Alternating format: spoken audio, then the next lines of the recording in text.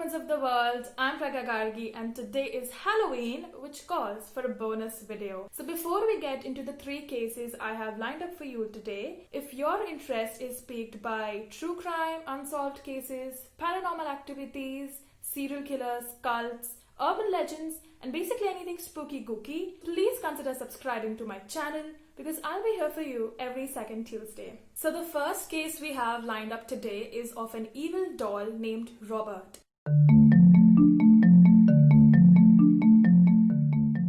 Robert the doll was gifted to a child called Robert Eugene Otto in 1906 by the family's maid. Now the origins of this doll is kind of debatable.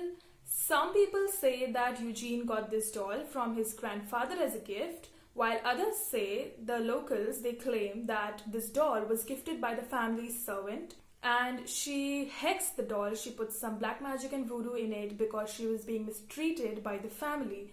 So she hexed the doll and she gifted it to Eugene. Eugene didn't know of this and he became very close to this doll. In fact, he liked him so much that he used to dress him up in his own clothes.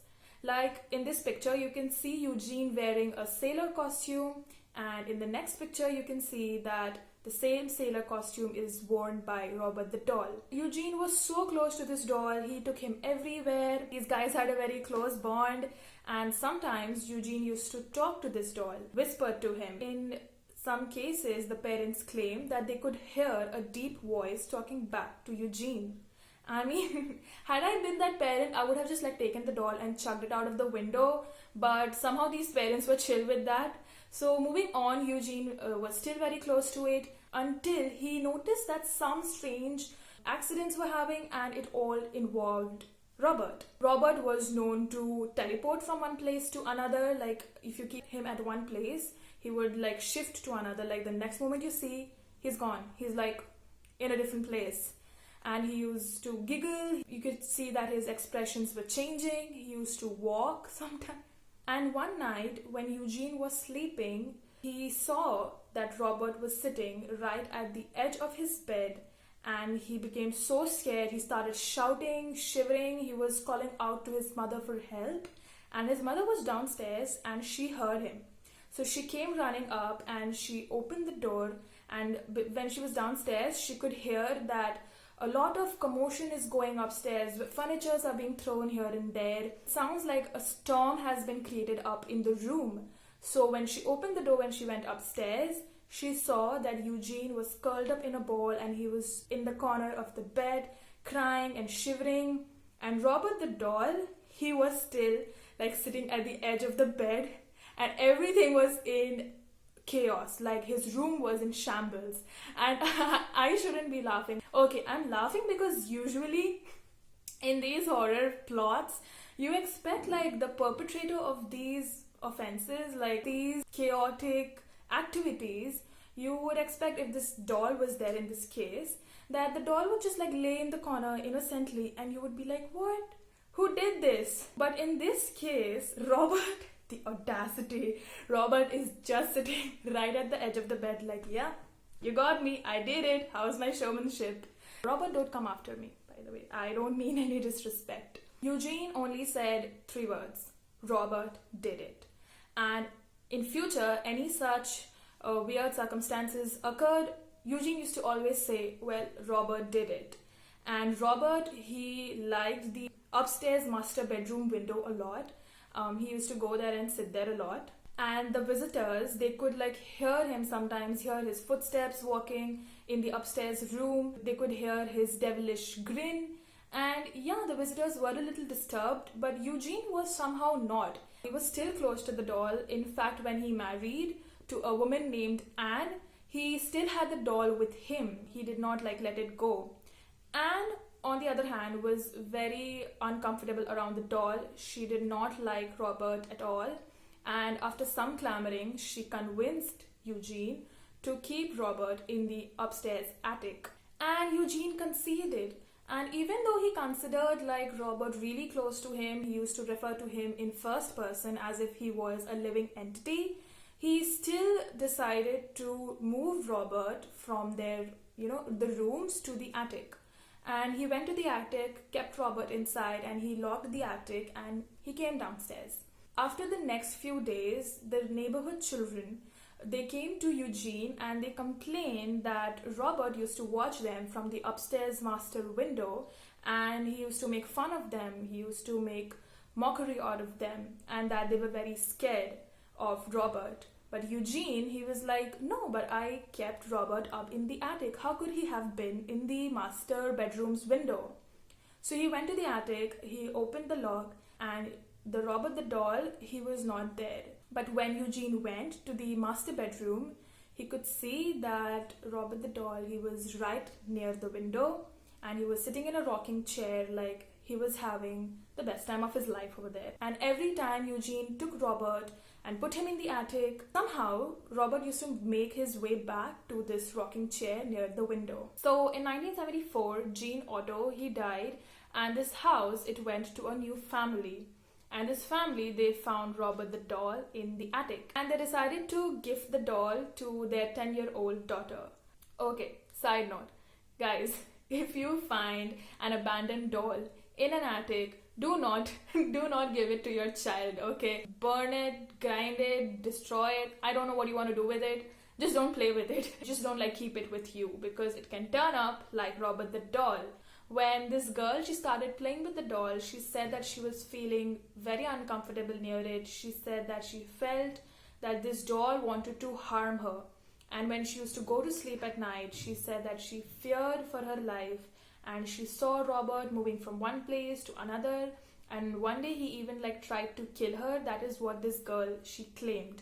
She often woke up in the night saying that she saw the doll move by itself and she would feel very scared by it. So when this family, they found their family dog killed by a cord wrapped around its neck, they decided that Robert the doll had to go up in the attic. So Robert was back in his beloved attic, where he stayed for a couple of next years. In 1994, Robert was donated to the East Martello Museum in Florida, and he is still there behind a glass case. Electronics and other devices, they are said to malfunction in his presence. If you try to take its picture, the photo will turn up blank, and the staff, they have claimed that they can see Robert's expressions changing, they could hear his devilish giggling, and that there would be sometimes a shift in his position. So next time you visit this museum, try and get a closer look at Robert the doll. Try to see if he is smirking, if he is moving about in his case, or he is watching you as you are watching him. The next case we have is an unsolved disappearance of Brandon Swanson.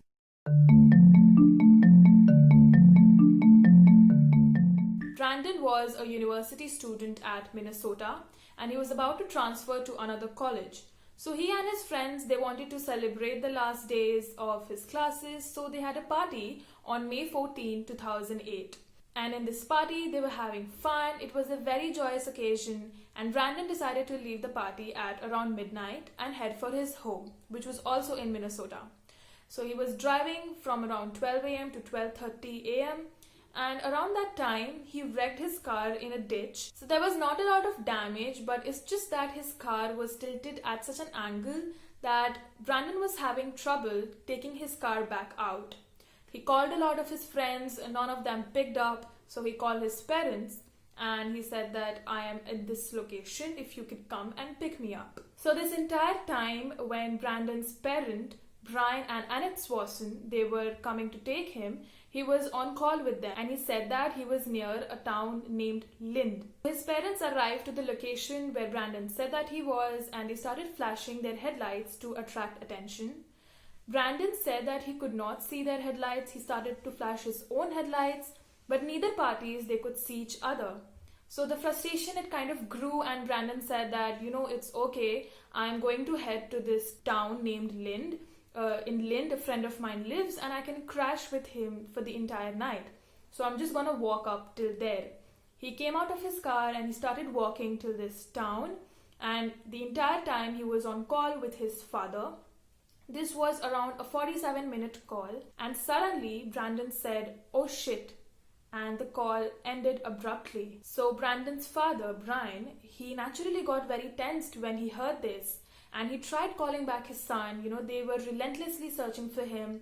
But Brandon, he did not pick his phone, or either that or his phone died, and his phone was actually never found again. So Brandon's parents, they started like searching for him far and wide, and they were searching for hours and hours.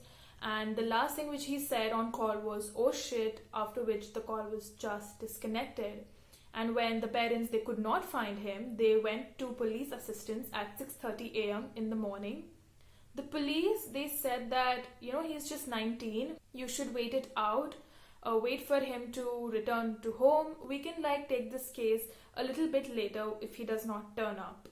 Sadly, Brandon did not turn up, and the police, they took out his call records, and from that they could see that the location ping put him at a place which was 25 miles away from where Brandon said that he was. So where he said he was, it was actually in the opposite direction of where his car was found.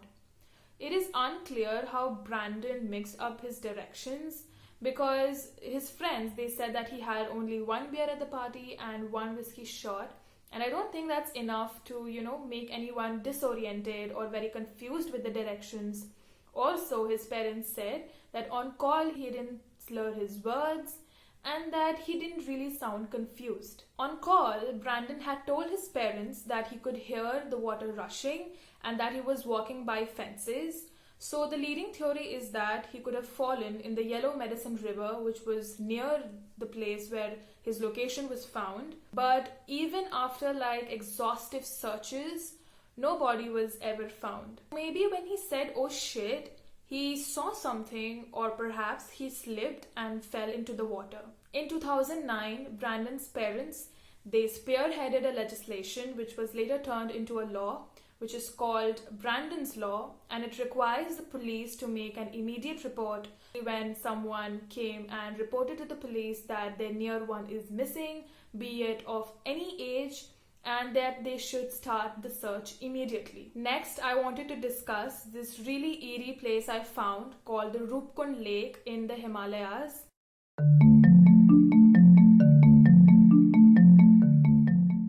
In 1942, a British forest guide, he stumbled upon this lake and he found hundreds of human skeletons scattered in this lake, which sits in a valley more than 16,000 feet above the sea level. So there are many theories revolving around who these skeletons could belong to.